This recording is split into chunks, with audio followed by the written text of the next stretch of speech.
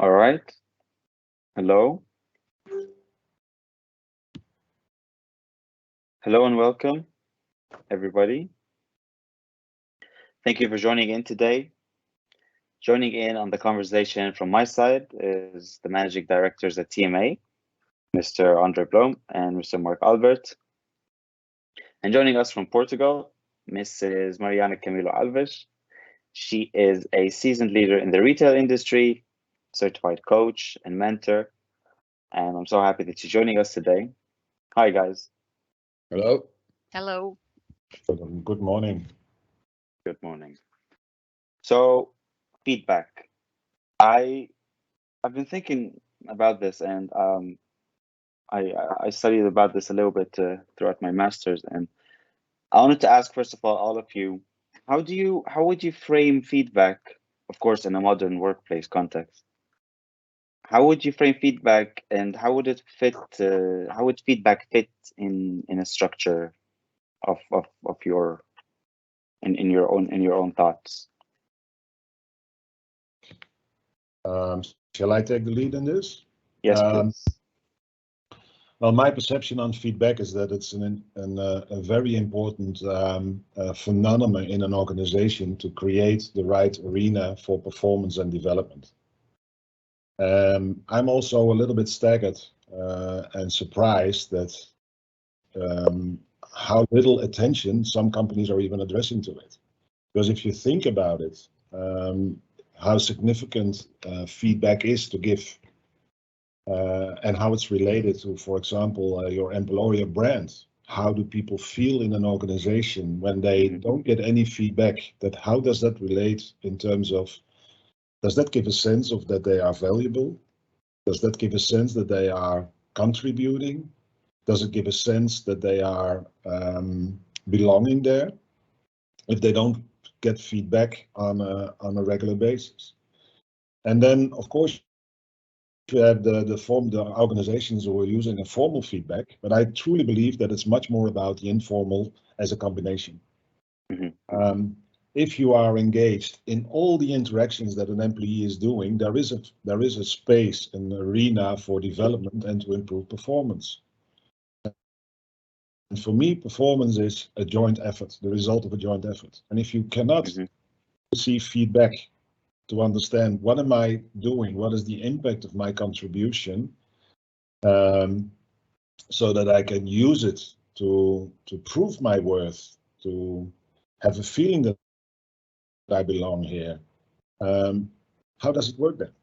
So my perception on feedback is that it is one of the most important tools for the individual, for leaders, and as an organization to define, can we get a picture if we collect all the data? Can we get a picture to define our strategy, to define if we are having a right workforce that brings us further, that thrives our company? So for me, feedback is a significant imperative tool in each organization. Does that frame your answer, Abdallah? Yes, thank you. Mariana, tell us, you come from a background of the retail industry and you've spent quite a successful period there. In your time as a leader and of course the time leading up to it, I'm interested to know what would you say about feedback as well? Thank you, Abdallah. Yes, starting by saying that I share the same vision than André about feedback and how feedback is important to create a development culture, a learning and development culture, as well when given and received properly can build a safe environment where people feel comfortable to contribute, to share, and to give their best. I would just probably share my experience in my previous job. So when I start working at the previous organization where I was working for 15 years, there was what my first perception was, it was 15 years ago, that no one was really comfortable with the word feedback, of giving and deliver feedback. So every time that someone would say, I will give you a feedback, we could see all the people getting close and defensive. And the one thing that I thought that was important to start to shift this mindset was to make the distinguish between feedback and just accusation, judgment, pointing the finger, because there was really this idea of feedback is criticism, is my boss is pointing me the finger. So we start working on making people understand how feedback is not positive, not positive and not negative, is always learning and it's always constructive, even when we need to give feedback for improvement. And this was something that we start to really the message that we were giving to the people in order today feel comfortable either to give and to receive feedback, because in the company where I was working, they were used to feedback only from the managers to the team. So there was not this top down. As I see feedback that is a two-way street. I give, but I also have to receive. My team receive, but also have to give feedback. And so by creating this awareness of what is feedback, how feedback has to be done, it's not only formal feedback that we give in the end of the year in the performance review. No, this is okay, it's important, but it's not only at these moments that we should give feedback. It should continuous. Happen, yes, continuously in a formal or informal way, but always so not only following some rules. So not only from a top-down perspective, but also in a safer environment, peer-to-peer. And I'm reminded by what you're saying about people's perception of feedback on a book I've been reading called "Thank You for the Feedback," and I saw it's an interesting take on the idea of how instead of looking at how do you give feedback, it's how to receive it, and what you just said about how people look at it as unsolicited evaluation, unasked for coaching or criticism. And I'm just interested in understanding from you, André or Marc, how can you kind of overcome this stigma around the idea of feedback and sort of create a more informal structure of feedback? I can say a bit about that.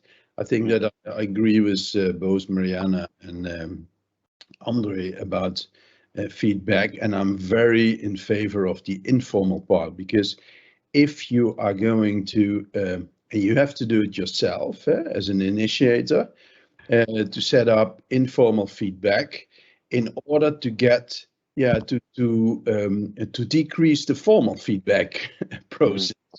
Because if you continuously give feedback in the proper way to your peers, everybody in the organization, so upwards, it will become a sort of culture. And if you can create that kind of culture, it will mean that from a learning and development perspective, every individual team and the whole organization is learning on the fly, I would say.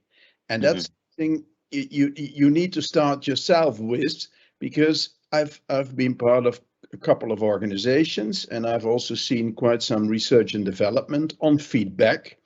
And it actually is the case that when you are improving your whole feedback from a formal and an informal perspective, your productivity is simply going upwards, your engagement, everything is going up.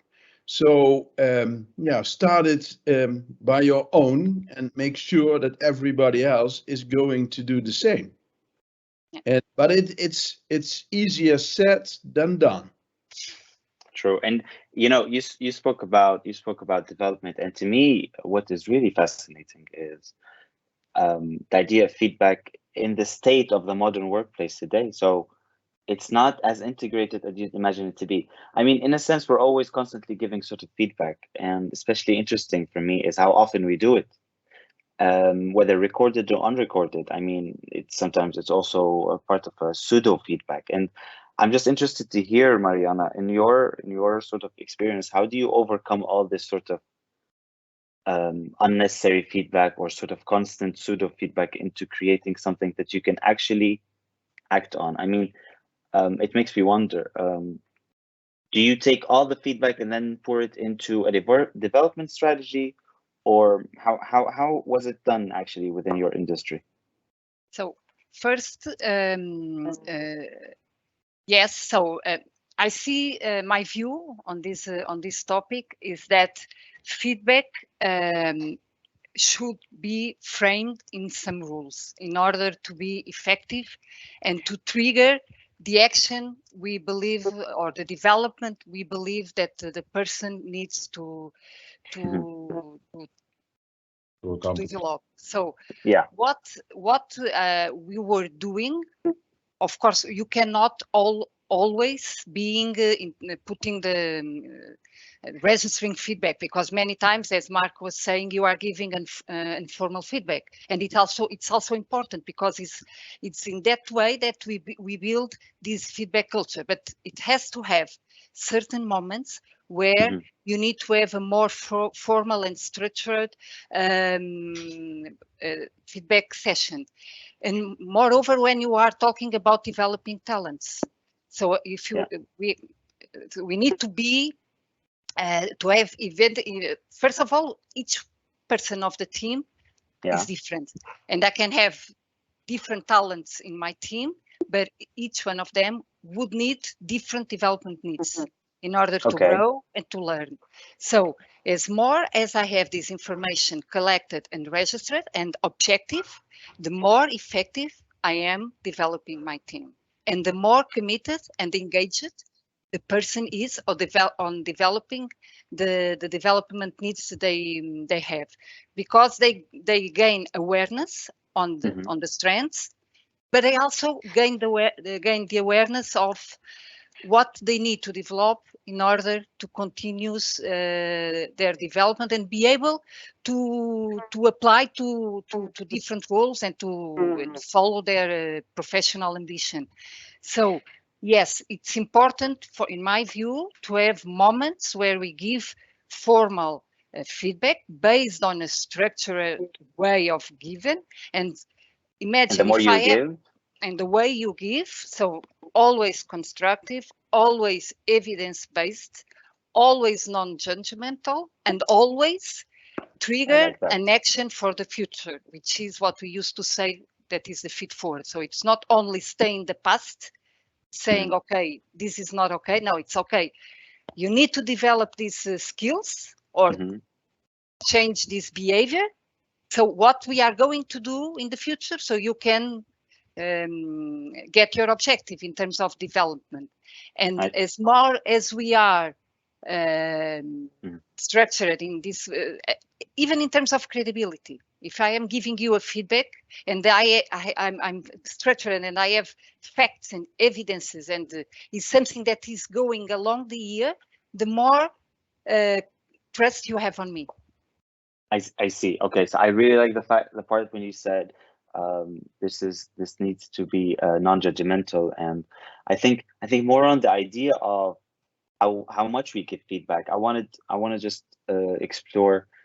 So what kind of, so in your opinion, of course, what kind of role does personal agency play here? And so how, the more proactive you are, and how does being aware of your talents affect feedback? Because you said we're going to tailor the development process based entirely on how much data we're given, and the more the data we have, the better. But I'm interested also in the idea of, again, personal agency, and how do we tailor our awareness of talents to that? I think, yeah, I mean, I just want to hear, for example, André, what do you think about that? Well, I think that Mariana stipulated that pretty well. She says, like, I need to know what the personal need is, how the person ticks, so that I can engage, that I can come with good, solid information, and that I'm also able to facilitate that process. And then when it comes to an agency, I think in the dialogue that you have as a leader with your staff, you are setting this up together. Both have a voice. And of course, as a leader, you express, what do we expect from you in the role and position you are? So how can we align your development with what we expect from you? But it's also important that the individual takes ownership and is allowed to say like, hey, this is what I need. And if I take that same reflection on, if I would reflect that on the way I treat my children, I don't have an annual review at the end of the year, did you perform well?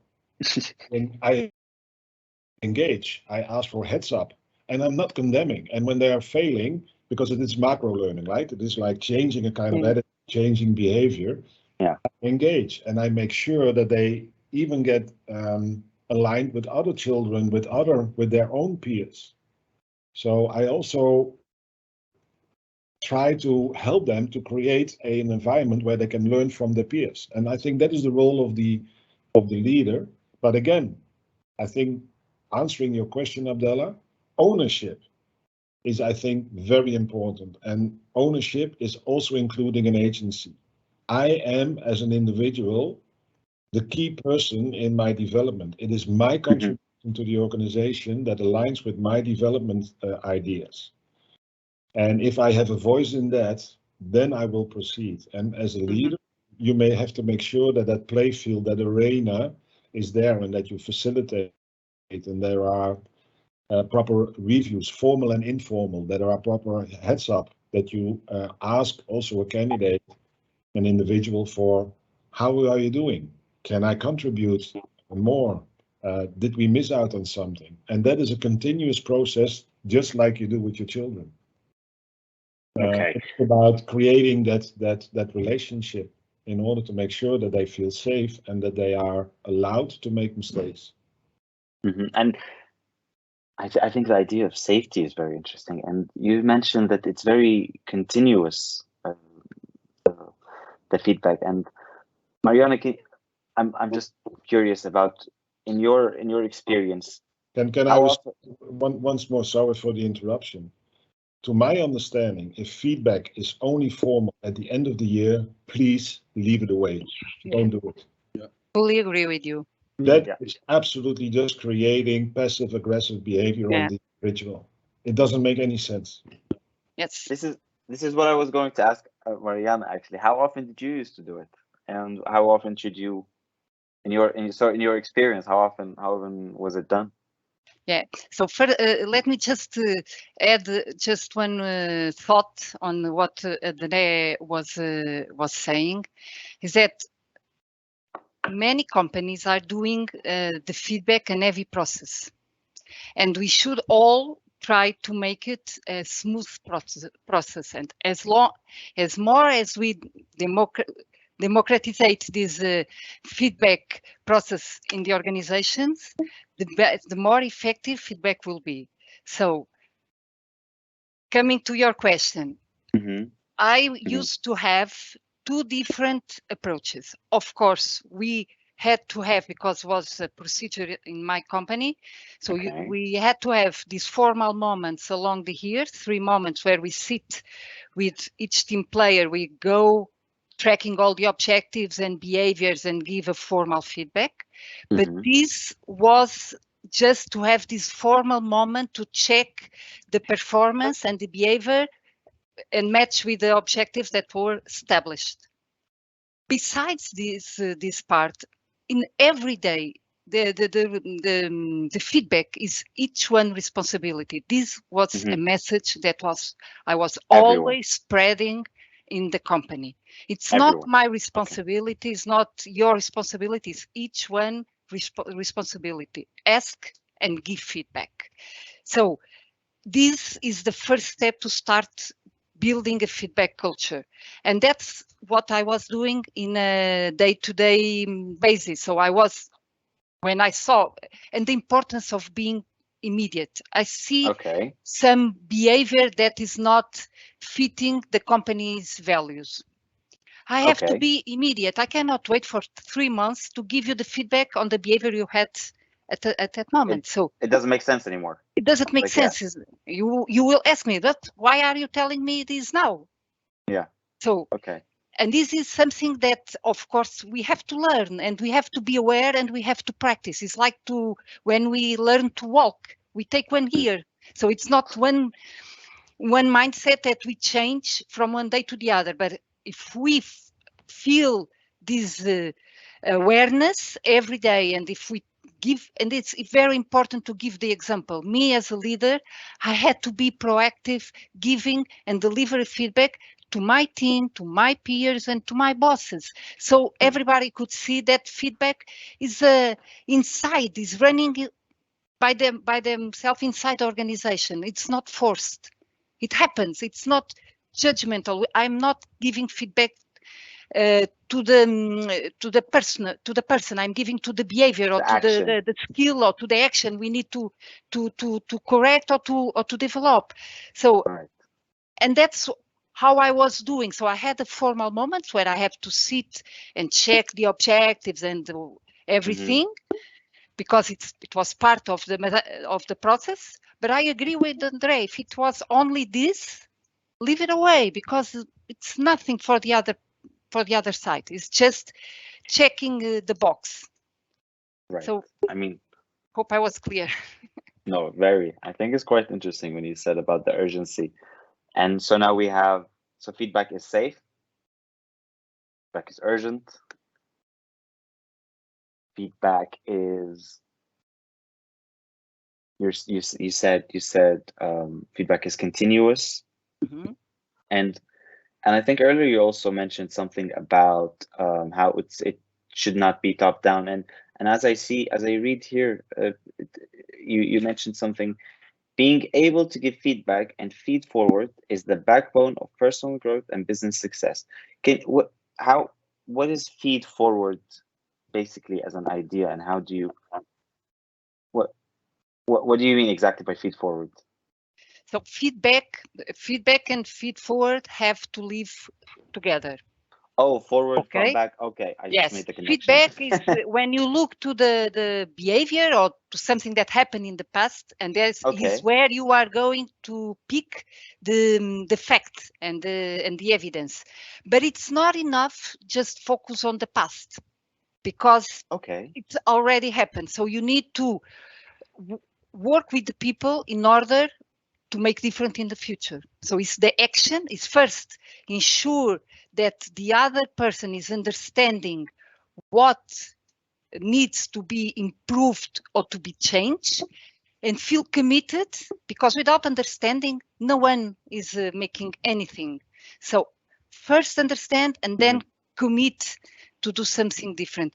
One message that I was always giving to my team is that communication, to be effective, has to be done based in feedback. Otherwise, it's only information. Okay. So it's only information if it is. And information is not enough to develop people and to make. If you just give information, you are not ensuring that the other person is understanding what you say.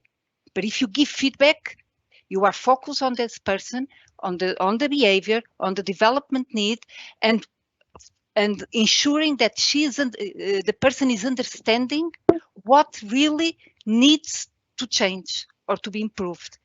That's why I say that, of course, information is really important in communication, but it's not enough for people development and growth.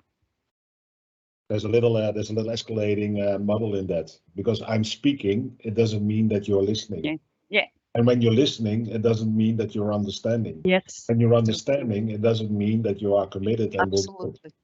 Will do. So that is that what you mean, Mariana? Yes. Yeah. Absolutely. Thank you, André. Wow. Wow. I mean, I'm new to the idea of feed forward, so I was kind of intrigued by it.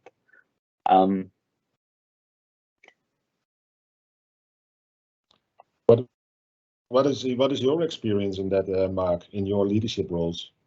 In my leadership roles is what Maria mentioned. It's feedback and feed forwards have to be connected, because if you feedback, you feedback, you get experience out of the past, and make sure that you develop people in a proper way from a feed-forward perspective. So I always have my own simple model is stop doing, start doing, continue doing. These are the three sort of dimensions in which I speak to people when I'm talking about the past. What do I want to see in the future?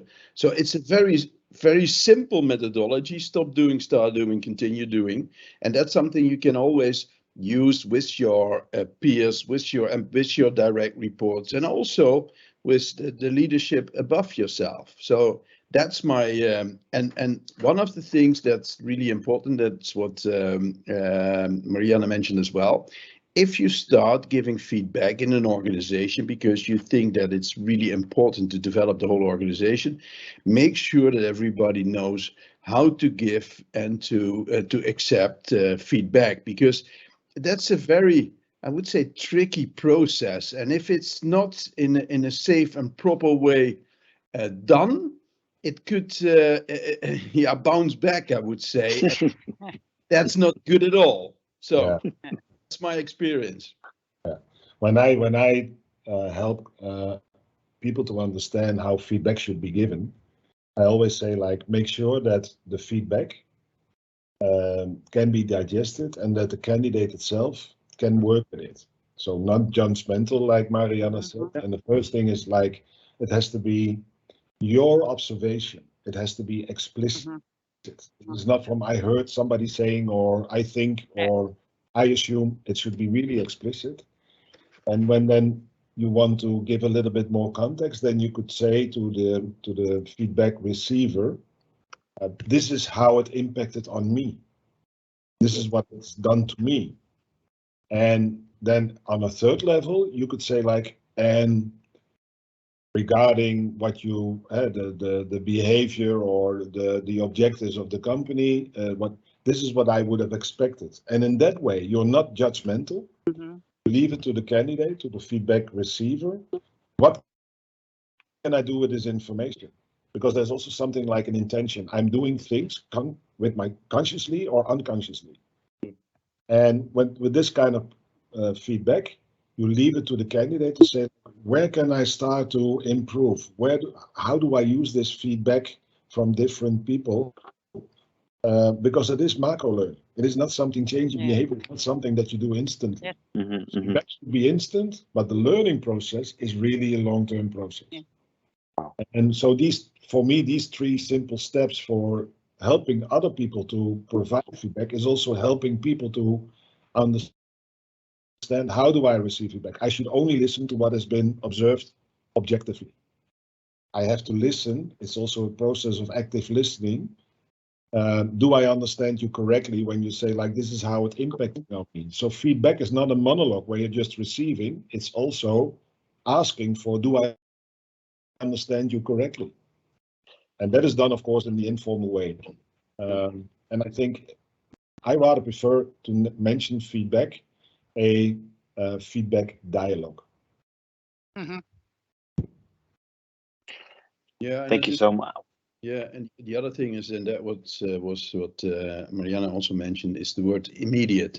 Because if you see something, it makes you as a leader much better when you give feedback in the proper way as soon as you see some behavior that you would like to change, for instance, or that somebody could change, because then your life as a leader gets better and better. Because if you don't do it, it will be somewhere after 3 months, and then the effect of the feedback is gone. But you also made a very significant remark in your protocol.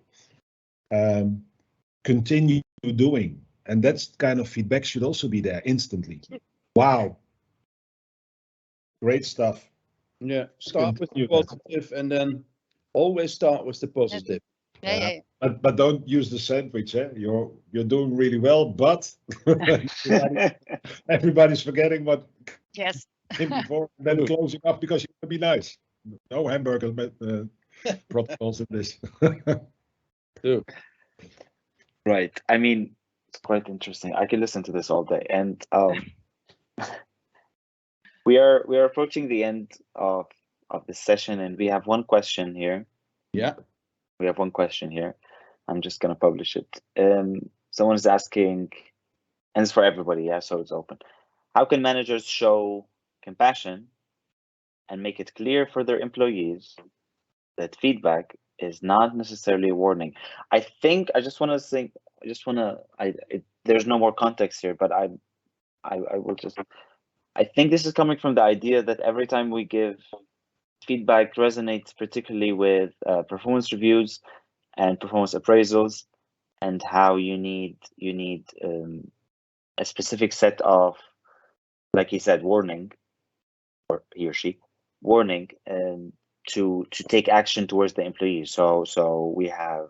I remember when I was writing my thesis, I studied about performance appraisals and how to even attempt to change the behavior.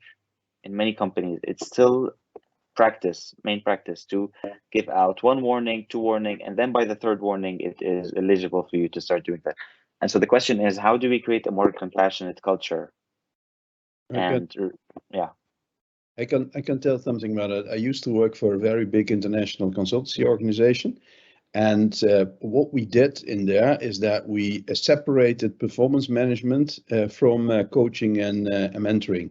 So actually, I had coaching / mentoring sessions with each individual I was leading. And besides that, we had formal performance management meetings, so that you split the performance part from the coaching mentoring part. That's what we did. And actually, it worked quite well, but it takes a lot of your time. That's the other side of the coin. Thank you. Thank you. I hope that question has been answered to whoever is asking. We also have here one last question. But that is also, Marc, I think a little bit a tragical dilemma. As leaders, we are so overwhelmed by all kinds of meetings, data, controlling mechanisms, that we hardly have time for that. That's true. That's true. And what I would advocate is, for me, having control on what the organization is doing is also an indication that you love your organization, that you have a heart beating for the organization. But it also might be constraining people. So why don't we tap in our philosophy in providing people a feedback culture and cultivating that by allowing peer-to-peer much more into the development atmosphere, where we as leaders are much more securing the arena. How do we facilitate it? How do we secure that there is an environment where they can experiment, where they can learn, where there are heads up, feedbacks, reviews? I think, we shouldn't take all the responsibility. We should leave it in the hands of the people themselves. If I could just build on top of what you were saying, you Marc and André, more related with the compassionate part of the question. I really believe that when we do feedback in the proper way, it's easy to build this compassion, because if we are not judge the person, if the person feels, because we have the fact here, so I'm not judging you as a person, I'm just saying that this is not correct, or this you have to develop this skill, or this task, or whatever. The other side, the other person will understand that I'm not judging them, I'm not pointing the finger. I'm here to support the people to evolve and to develop it, to make better than they are doing. So the compassionate part is coming, in my view and experience, very much from the objectivity of the protocol, of non-judgmental, of trigger actions, and follow these rules, and the other person will understand that we want them to be better and to deliver better results. Wow. Thank you. We have here one more question. Someone's asking, should they expect a raise after receiving or asking for feedback? And I think I think this is. I think here the idea is. Okay, I'm gonna give this more context. Basically, I think it's again stemming from the point where is there sort of an incentive for me to initiate in any feedback? I mean, I'm not interested. Maybe I'm not that interested in people's opinion. Maybe I don't believe. Maybe I don't trust. So, is there sort of a incentive here for me to request feedback? Yeah, I can coach you to become self-employed. There's no leadership without feedback. It's not possible. For me, the incentive of feedback is already the appreciation that somebody is paying attention and willing to contribute. That is where the incentive comes from. And if you don't feel, you don't want to be appraised, you don't want to contribute, I think you're a lonely wolf. That's Makes it. sense. I hope. Absolutely. Well then, we And have an answer. So I will help you to become self-employed. We have one last question. And it is: at what point is it no longer effective to give feedback? Some employees might take advantage of a no warning system and feel less motivated to improve, as there would be no consequences. So I'm just grappling with the question here. At what point is it no longer effective to give feedback? I think that is the main premise here. Or is it? What do you think? I don't think that feedback is punishment. No. It's we are putting different topics in the same bag, in my view and opinion, if I can say, because feedback is not to punish, is not to look for consequences, is to develop the people, is to put people on track, on the growing way. Sometimes we have to apply some consequences, but it's not feedback, it's different. It's different. I do agree. And it's a feedback. I see it, and maybe the wording is maybe we should change the wording, but there is a positive association with feedback, because we all tend to think that feedback is something from the past that you didn't do well, but that's not the case, because you did lots of things very well. Yeah. And if you look at it from that perspective, it's the positive side of it is developing yourself, developing a team, developing an organization, and it's not about punishment. The other thing, what you just mentioned, Mariana, from a performance management perspective, that's a different ball game, I would say, because then you are really looking at results. How did we do in the last year or so, the last half year? Then it's a different, and you won't be punished, because punishment is in the current work sphere and work culture. It's not a word that you should use. I also believe, Abdallah, if you work together, this is how organizations, for me, an organization is a community of people who are doing things together with a certain kind of purpose, with a certain kind of goal. But it's all about the human relationship. And when you ask me, when do we stop with feedback? For me, relationship, if you're judgmental, really criticizing with contempt, when you're stonewalling people, you lose the relationship. Yeah. So for me, stopping feedback is never an issue. And like Mariana said, we should not put different things in the same bag. No. So yeah, that it's about investing, showing compassion, being personalized to the individual, and always have an open communication line with somebody. Otherwise, stonewalling will never lead to a result. It will break the relationship. All right. Well, thank you so much. Thank you, André. Thank you, Mariana. Thank you very much. Albert. It was a pleasure. Thank you, Marc. Very interesting to hear from you. Unfortunately, the meeting time is over. I would love to do some more. Okay. Thank you so much, and I hope we can discuss this again very soon. Okay. All right. Have a great day. Thank you. Bye-bye. Thank you very much.